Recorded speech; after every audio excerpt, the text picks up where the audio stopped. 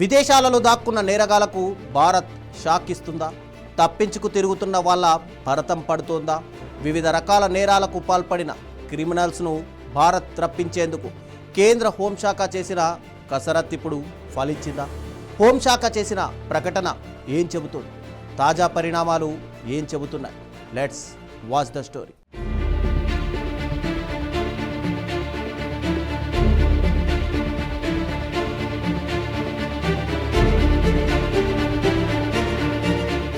కేంద్ర హోంశాఖ అలుపెరగని పోరాటం ఫలితాలనిస్తోంది.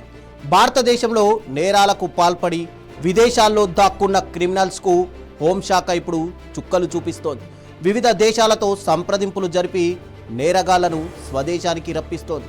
2019 నుండి 2026 జూలై వరకు గత 7 ఏళ్ల కాలంలో ప్రపంచవ్యాప్తంగా 36 దేశాల నుంచి ఏకంగా 274 మంది పరారీలో ఉన్న నిందితులను భారత్కు రప్పించినట్టు కేంద్ర హోంమంత్రిత్వ శాఖ ఒక ప్రకటనలో వెల్లడించింది.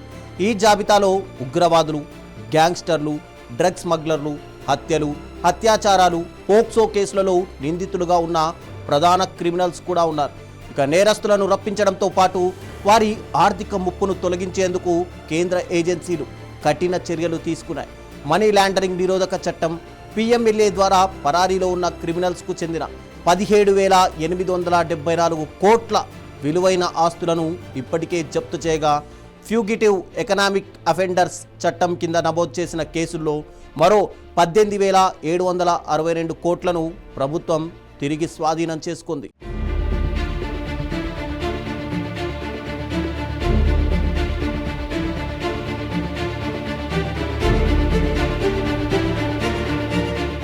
హోంశాఖ గణాంకాల ప్రకారం విదేశాల నుంచి నేరస్తుల అప్పగింతలు ప్రతి ఏటా పెరుగుతున్నాయి. విదేశాలలో పేర్లు, గుర్తింపులు మార్చుకొని తలదాచుకుంటున్న క్రిమినల్స్ను ఇప్పుడు కనిపెట్టేందుకు కేంద్ర ప్రభుత్వం ఆపరేషన్ త్రిశూల్ని చేపట్టింది. శాటిలైట్ లొకేషన్ వివరాలు, డిజిటల్ ఫుట్ ప్రింట్లు, అత్యాధునిక నిఘా సాంకేతికతను ఉపయోగించి నిందితులను పసిగట్టారు. ఈ ఆపరేషన్లో CBI, IB, research and analysis wing, జాతీయ దర్యాప్తు సంస్థ, enforcement and directorate, ministry of NCB, DGGIతో పాటు రాష్ట్రాల పోలీస్ వ్యవస్థల సమన్వయంతో హోల్ ఆఫ్ గవర్నమెంట్ విధానంలో పనిచేసి ఈ విజయం సాధించాయి. గత 3 ఏళ్లలో ఇంటర్పోల్ ద్వారా 501 కంటే ఎక్కువ రెడ్ కార్నర్ నోటీసులు జారీ చేయగా ఒక్క 2026లోనే 182 నోటీసులు ఇచ్చారు. ఇక దేశంలోని 1,400 కంటే ఎక్కువ పోలీస్ ఏజెన్సీలను ఇంటర్పోల్తో అనుసంధానిస్తూ ప్రవేశపెట్టినటువంటి భారత్ పోల్ ప్లాట్ఫామ్ ద్వారా అంతర్జాతీయ సమాచార మార్పిడి వ్యవస్థ మరింత వేగవంతమైంది. తద్వారా క్రిమినల్స్ వేట ఇప్పుడు సులభతరమవుతోంది.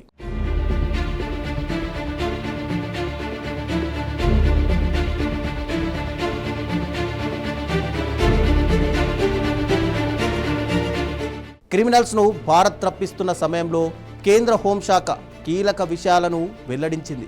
26/11 ముంబై ఉగ్రదాడి నిందితుడు తహవ్యూర్ హుస్సేన్ రానాను అమెరికా నుంచి భారత్కు తీసుకురావడం దౌత్యపరంగా, న్యాయపరంగా దేశం సాధించినటువంటి అతిపెద్ద విజయమని హోంశాఖ పేర్కొంది.